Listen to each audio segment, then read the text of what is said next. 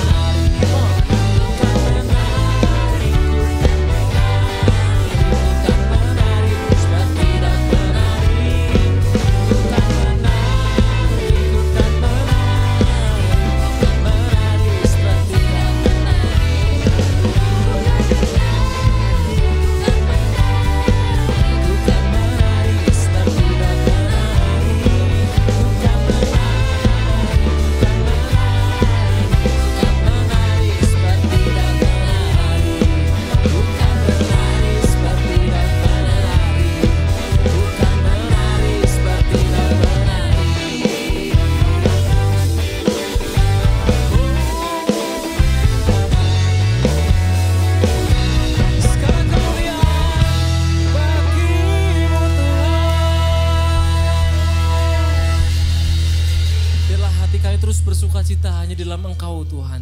Di dalam Engkaulah kami mendapatkan penghiburan Yesus. Di dalam Engkaulah kami mendapatkan sukacita yang begitu melimpah.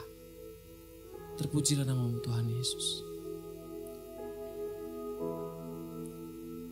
Haleluya. Haleluya. Terima kasih Yesus.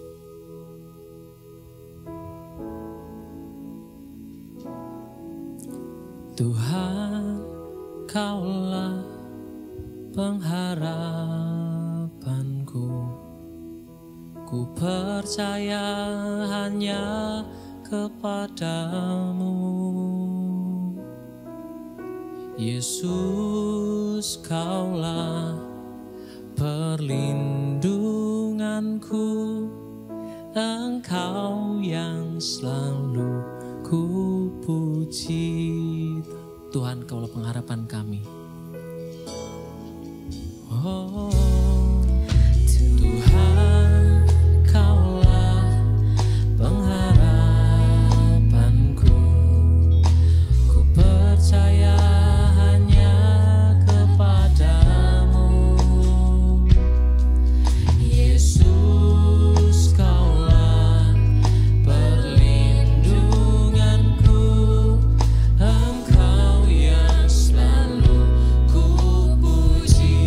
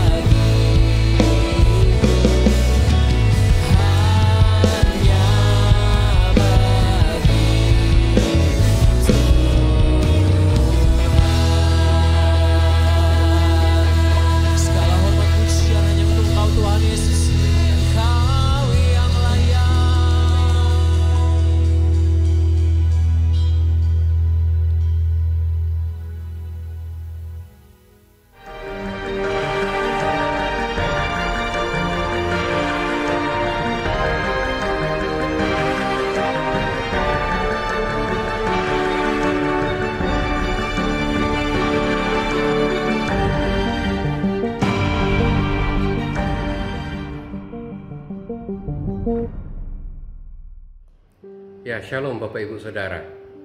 Definisi dari 1 Korintus 13 ayat yang ke-13, bagian akhir dari kasih dikatakan, demikianlah tinggal ketiga hal ini. Yang pertama, yaitu iman. Yang kedua, pengharapan. Dan yang ketiga, kasih. Bulan Juli yang sudah kita lalui, kita sudah berbicara bagaimana kuasa iman yang akan membuat kita dapat bekerja untuk mempraktekkan kebenaran firman Tuhan. Hari ini, hari pertama di bulan Agustus, bulan kemerdekaan bangsa kita akan masuk di bagian yang kedua, yaitu bagaimana kuasa dari sebuah pengharapan. Ya, nah, firman Tuhan terambil dari Mazmur 146 ayat 5 sampai ayat yang ke-9. Ya, Pemarkus telah memperingatkan kita untuk tidak berharap kepada manusia, ya, karena jika kita berharap akan manusia, kita pasti akan kecewa. Ya apa ya? Semua kita yang pernah berharap kepada manusia pasti pernah dikecewakan. Karena itu Daud mendorong setiap kita untuk kembali menaruh keyakinan, kepercayaan kita hanya kepada Tuhan. Kenapa? Karena Dia Allah satu-satunya yang bisa memenuhi segala pengharapan kita. Ayat kunci terambil dari ayat yang kelima dari Mazmur 146. Berbahagialah orang yang mempunyai Allah Yakub sebagai penolong dan harapannya pada Tuhan. Ya, harapannya pada Tuhan Allahnya. Dia akan berbahagia. Nah, Bapak Ibu Saudara, orang yang berharap kepada Tuhan adalah orang yang menggantungkan hidupnya dan menjadikan Tuhan segala-galanya. Yang menjadi pertanyaan, mengapa orang yang berharap kepada Tuhan disebut sebagai orang yang berbahagia? Nah, minggu ini kita khusus membahas alasan pertama bagaimana seseorang disebut berbahagia saat dia menjadikan Tuhan, ya, tempat pengharapannya. Karena yang pertama, Allah Maha Kuasa. Tidak ada yang mustahil bagi Dia. God is Almighty, everything is possible. Ini hanya terambil dari bagian A ayat yang ke-6 tadi. Dia yang menjadikan langit dan bumi, laut dan segala isinya. Nah, tema ini menekankan bahwa segala yang kita harapkan dalam Tuhan pasti dapat terjadi. Mengapa?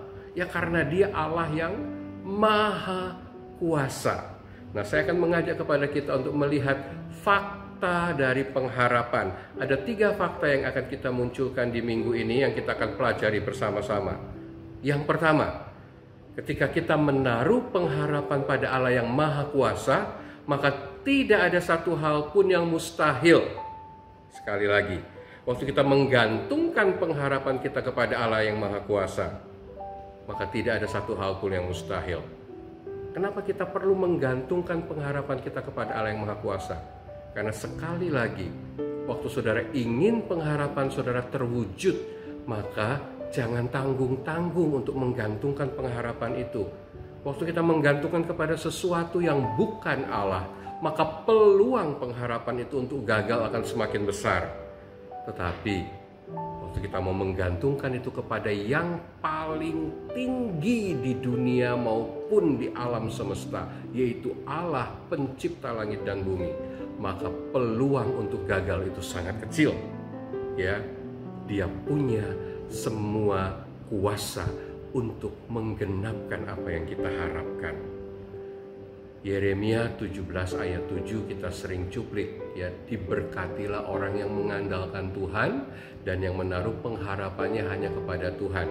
Nah, versi Living Bible dikatakan, but blessed is the man who trusts in the Lord and has made, yang menjadikan Tuhan, the Lord is hope and confidence, yang menjadikan Tuhan pengharapan yang dia yakini dan juga apa yang dia yakini. Nah, Bapak Ibu, ada satu kisah di dalam awal bangsa Israel sebelum memiliki, ya, raja. Ada masa di mana para hakim memerintah. Nah, salah satu cerita yang paling luar biasa yang pasti saudara ingat, yaitu tentang Gideon. Kita tahu secara singkat, Gideon dipilih oleh Allah untuk menghadapi bangsa Midian, juga bangsa Amalek. Nah, waktu itu memang dia sangat takut, sehingga dia bersembunyi sampai Allah melalui malaikatnya mendatangi dan memilih mengingatkan dia bahwa Tuhan mau memakai dia. Dan Gideon karena takut, ragu-ragu, tidak percaya, dia mencobai Allah sampai lebih dari 2 kali untuk memastikan apakah benar ya ini Allah yang menginginkan dia untuk memimpin bangsanya melawan orang Midian. Tetapi akhirnya Allah membuktikan semua yang diuji oleh Gideon terjadi. Nah, sampai waktu ketika terjadi pembalikan, waktu dia harus menghadapi orang Midian, Allah yang menguji dia. Ya, dari 32.000 orang yang akan menemani dia memerangi orang Midian, Tuhan memangkas sampai sisa 300. Wow, tidak masuk akal. Berperang menghadapi berapa saudara? 135.000 orang.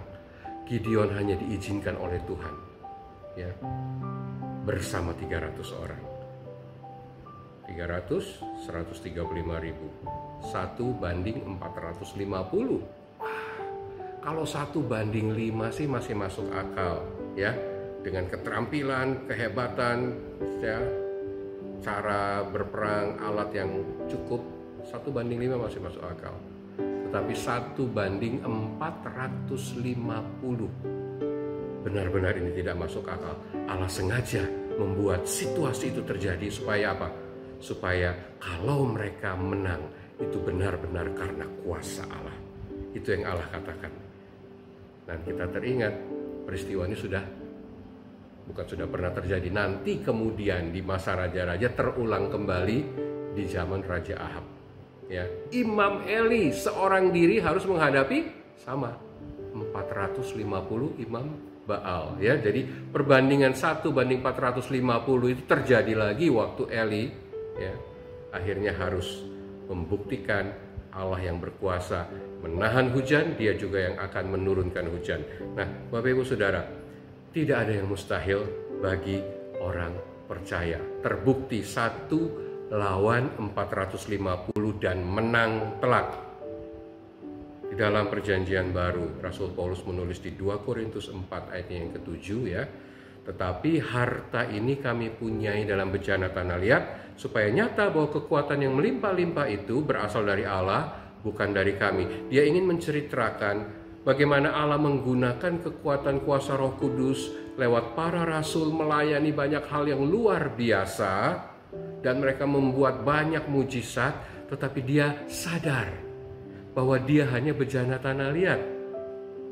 Apa yang dia kerjakan semuanya itu merupakan kemampuan yang Allah berikan dalam hidupnya. Saudara bisa bayangkan ya, yang pernah baca kisah tentang Petrus maupun Paulus. Ya, Petrus itu bayangannya saja bisa menyembuhkan orang sakit.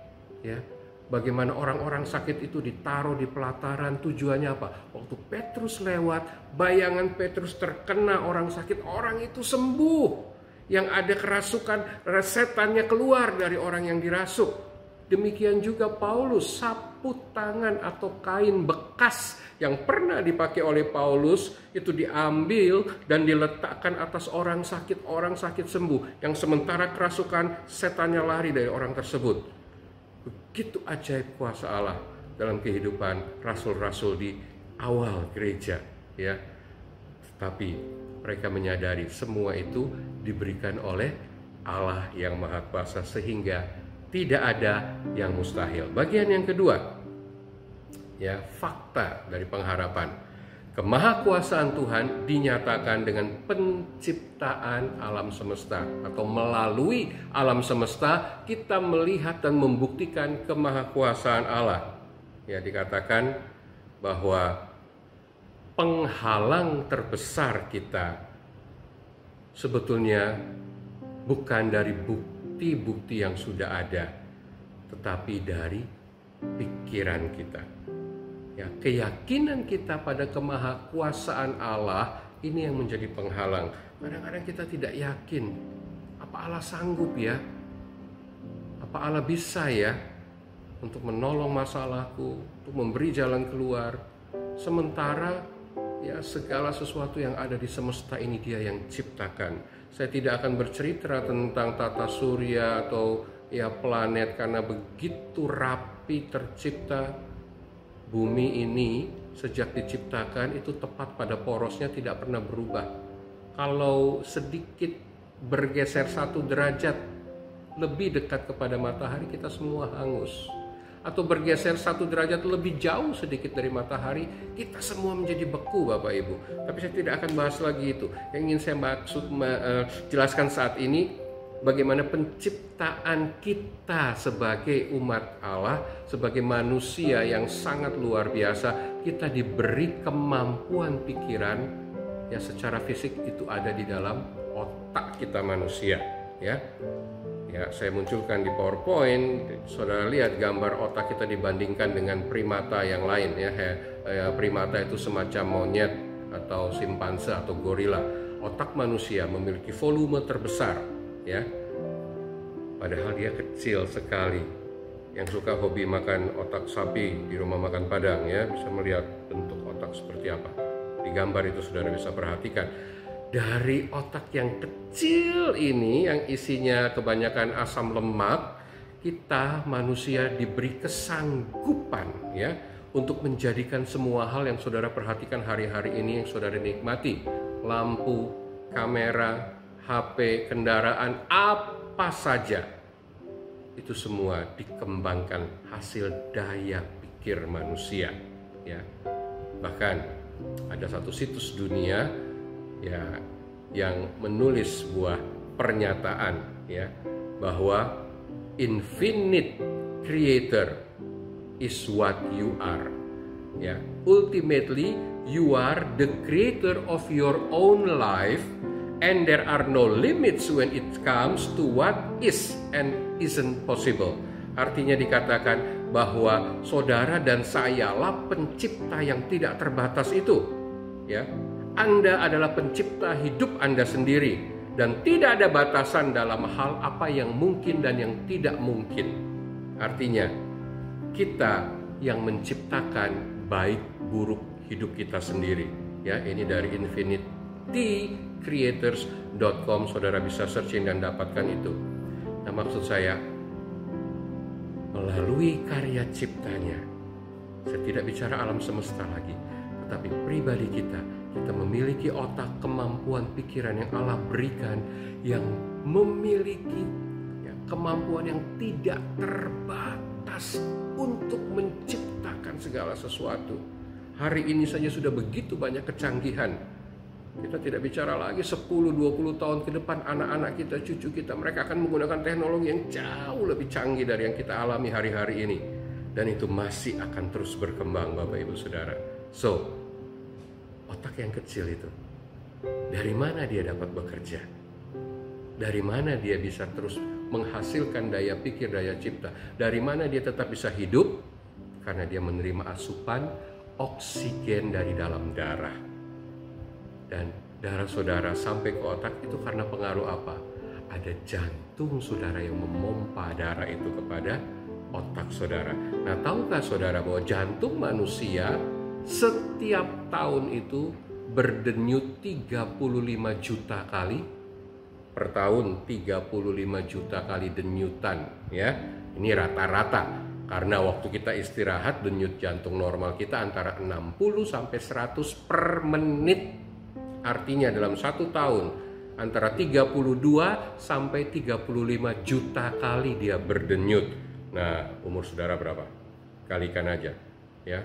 Umur saya sekarang sekitar 53, saya hitung dari saya lahir sampai hari ini itu sudah 1,6 miliar kali jantung saya berdenyut, ditambah sepanjang hari ini ke depan, ya, dia masih terus akan berdenyut. Betapa luar biasa karya ciptaan Tuhan membuktikan kemahakuasaannya dalam hidup kita. Itu bagian yang kedua. Bagian yang ketiga, ya, hal terpenting ialah mari kita terus berusaha untuk apa? Melakukan bagian kita, maka Allah akan melakukan bagiannya, ya. Nah, ada dua hal di dalam bagian yang ketiga ini untuk melakukan bagian kita. Yang pertama yaitu mari kita taat kepada firman Tuhan, dan yang kedua mari perkatakan apa yang menjadi pengharapan saudara. Saya masuk ke bagian yang pertama terlebih dulu, ya. Bagaimana kita harus taat kepada firman Tuhan. Contohnya di 1 Tesalonika 5 ayat 17, perintah Tuhan berkata, tetaplah berdoa. Artinya, apapun hasilnya, tetaplah berdoa, karena itu adalah perintah dari Tuhan, ya. Dan ini cuplikan yang dikirim oleh sahabat saya, Pastor Immanuel Kok. Dia katakan, apapun hasilnya, mari tetap berdoa. Kenapa? Itu perintah Tuhan. Kita harus taat, ya. Titik. Dia tambahkan kata sekian di situ. Tidak bisa didebat. Itu perintah, harus dilakukan. Walaupun hasilnya kita belum tahu apa. Bagian kita orang percaya harus terus menerus berdoa. Contoh kedua, janda di Sarfat. Nah, kalau cerita ini saudara dalami sungguh-sungguh, ini luar biasa. Kenapa? Sepertinya Nabi Elia itu pribadi yang gak punya perasaan, yang masa bodoh dengan keadaan si janda Sarfat. Waktu dia masuk ke kota Sarfat, dia lagi lihat janda ini sementara mengumpulkan kayu api. Tahu-tahu dia ngomong, tolong beri aku minum dari kendimu itu. Ya.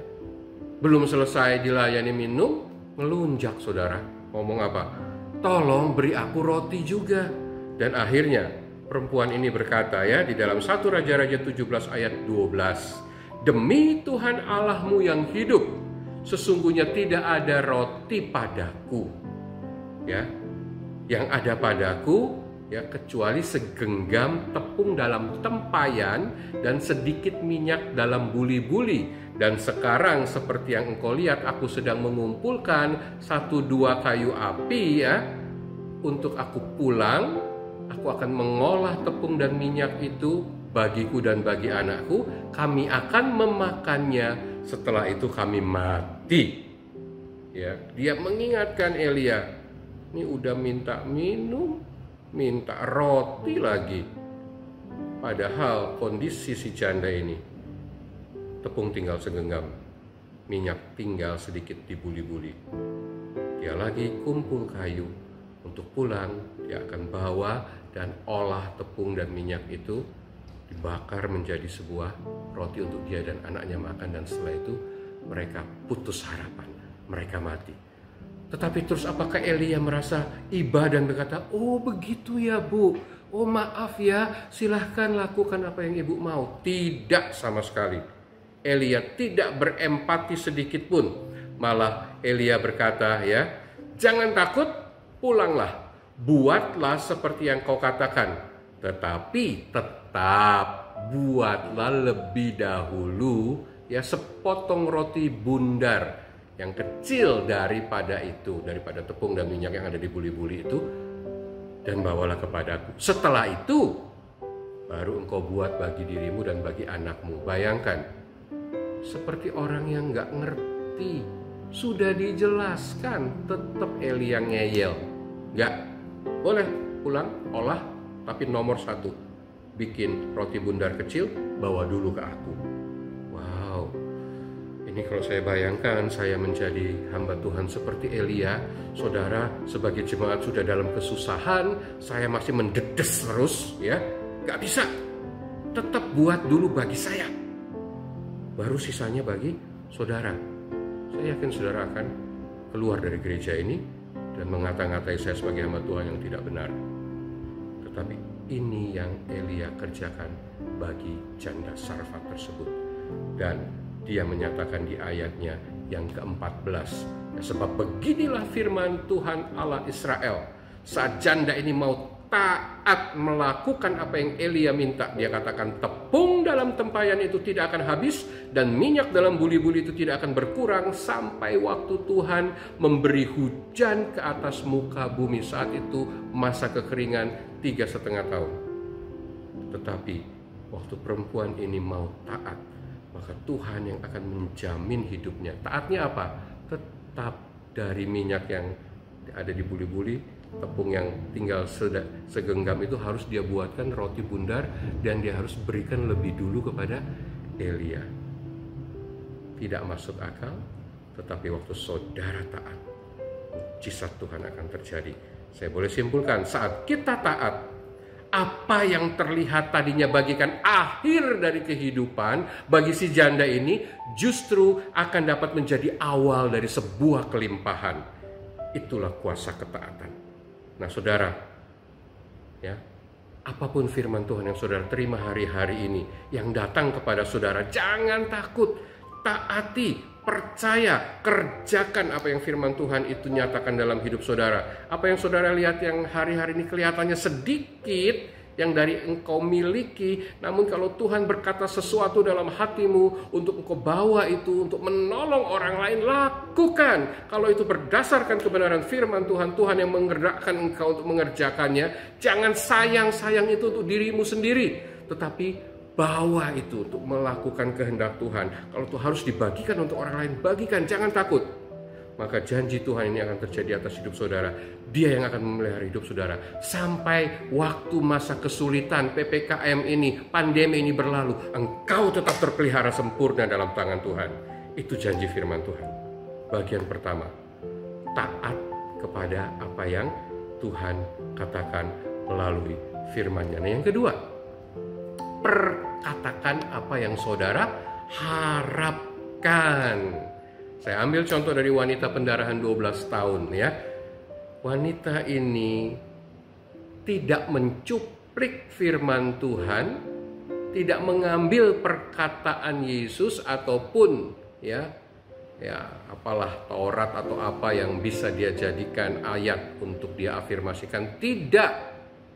Yang dia katakan adalah keinginan, harapan pribadinya. Apa itu? Asal ku jamah saja jubahnya, maka aku akan sembuh.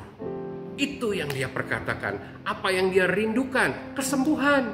Apa yang dia harapkan selama ini? Kesembuhan. Itu yang harus dia perkatakan.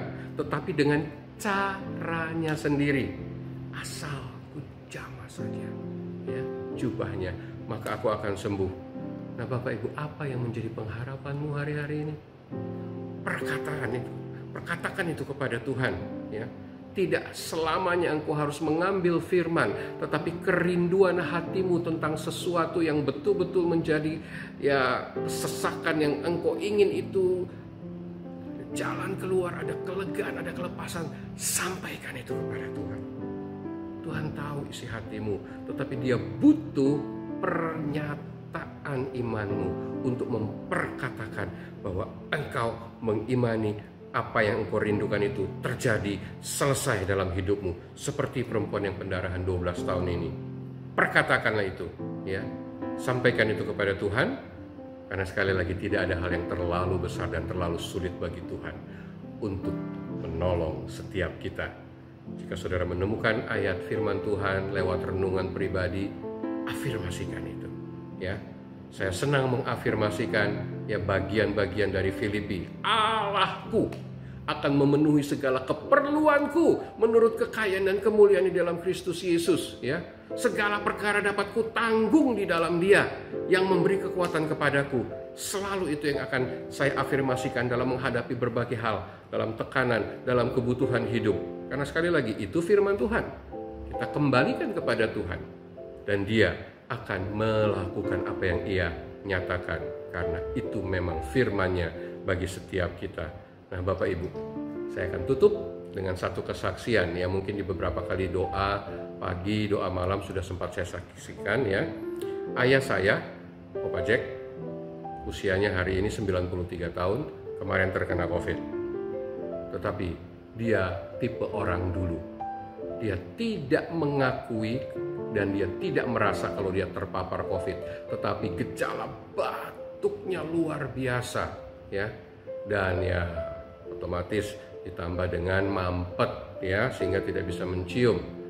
Tapi mengucap syukur dia tidak sampai demam yang tinggi, tetapi dia memiliki keyakinan bahwa dia tidak terpapar. Nah dia tinggal dengan kakak ipar saya, menantu perempuannya satu rumah. gara-gara dia alami semua itu, maka menantu perempuannya, kakak ipar saya itu ikut tertular. Tetapi dia lebih parah, dia ada demam, ya, batuk, ya, flu berat juga. Karena dia takut, akhirnya dia membawa dirinya untuk diperiksakan. Nah, begitu dites PCR memang positif. Kesimpulannya apa? Pasti ayah saya juga positif. Kenapa? Wong dia yang menulari, ya, kakak ipar saya itu. Tetapi ayah saya punya komorbid darah tinggi dan ya prostat. Hanya itu saja obat yang dia minum. Dia tidak mau minum obat apapun terkait antivirus. Karena dia meyakini ini hanya flu biasa, ini tidak akan membuat sesuatu, ya. Dengan isoman 14 hari maka dia akan sembuh. Dan hari ini dia sudah sembuh, Bapak Ibu Saudara. Kakak ipar saya pun akhirnya tes PCR sudah negatif. Yang luar biasa, tidak minum obat sama sekali yang terkait dengan antivirus.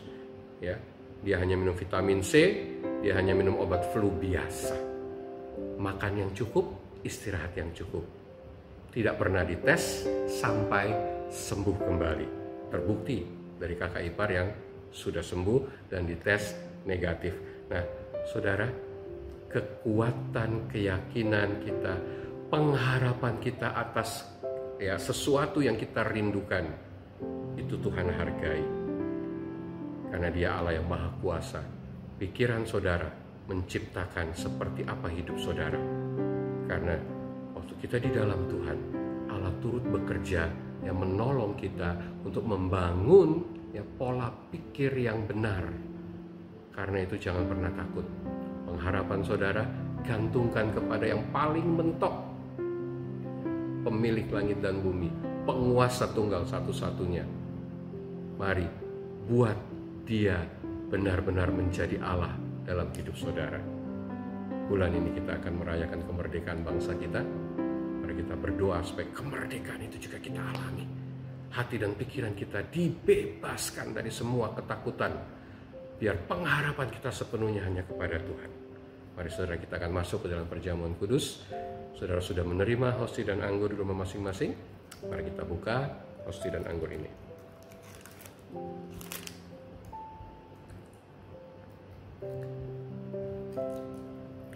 Ya, kita buka juga bagian anggurnya.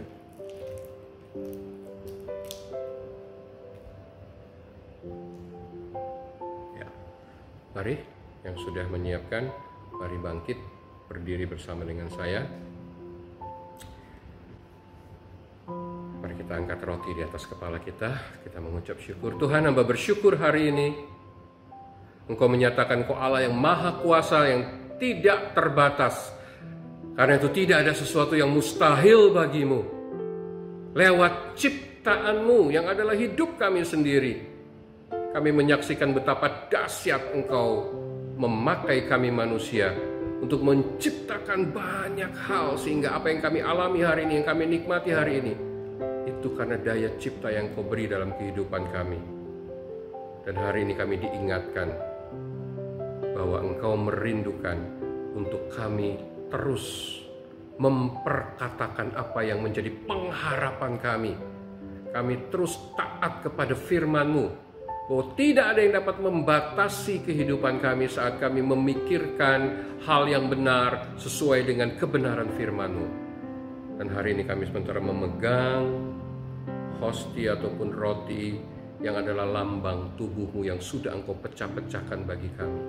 Kami mengucap syukur atasnya, karena setiap kali kami menerima, kami diteguhkan kembali bahwa Engkau hidup dan Engkau memiliki kemampuan yang tidak terbatas, dan Engkau mau memberikan hidup-Mu itu kepada setiap kami.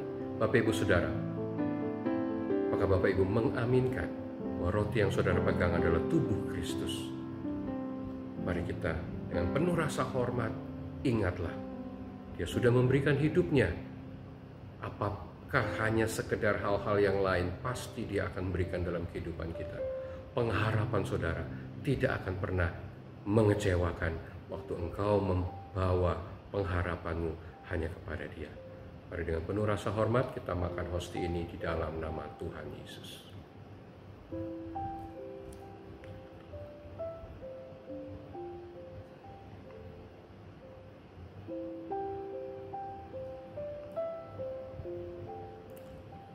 Mari kita mengangkat anggur. Darahmu sudah tercurah. Kau sudah sempurna memberikan hidupmu bagi setiap kami. Dan hari ini kami mau menerima bukti pengorbananmu melalui darahmu yang kudus. Biarlah darahmu ini menyucikan, menguduskan, dan memampukan kami kembali untuk menaruh seluruh pengharapan kami hanya kepadamu. Tidak meragukan sedikit pun kemahakuasaanmu dalam hidup kami. Melalui darah ini, kami menerima kekuatan yang baru untuk kembali berharap hanya kepadamu. Terima kasih Tuhan. Bapak Ibu mengaminkan anggur ini adalah darah Kristus. Mari dengan penuh keyakinan dan hormat kita terima darahnya yang penuh kuasa untuk menguatkan kita, menyembuhkan kita, membebaskan kita dari segala sesuatu yang selama ini mengurung pikiran kita, menawan pikiran kita. Melalui darahnya, saudara dimerdekakan, kemenangan saudara terima, kesembuhan saudara alami. Di dalam nama Tuhan Yesus, mari kita minum bersama-sama.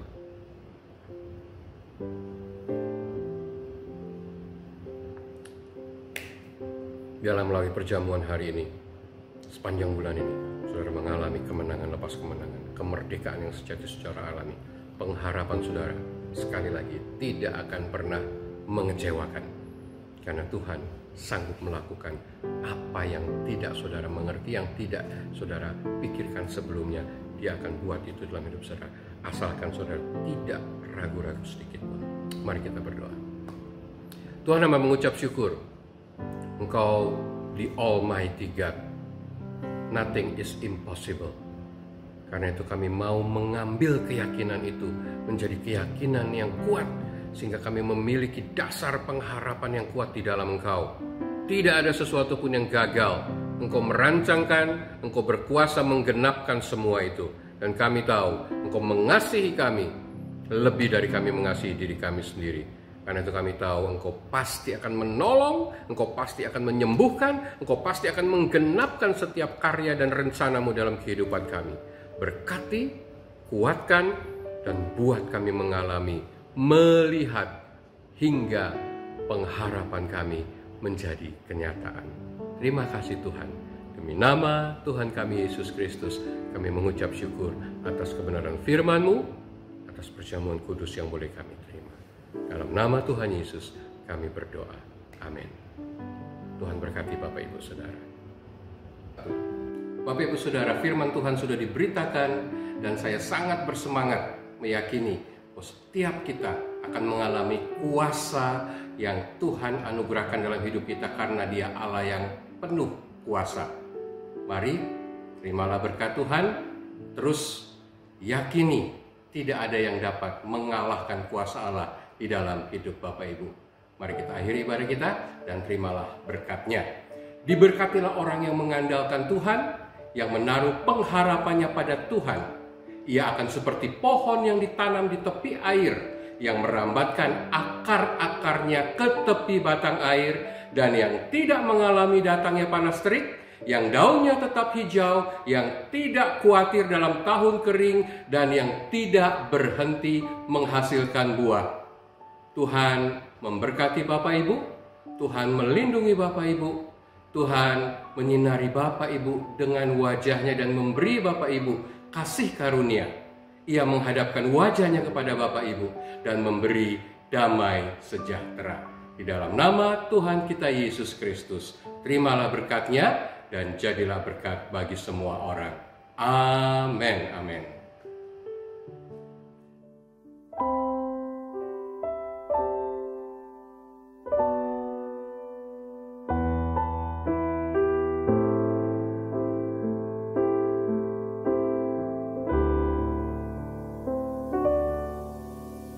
Kemanakah aku dapat pergi menjauhi Roh-Mu Tuhan? Ku berlari mendaki ke langit,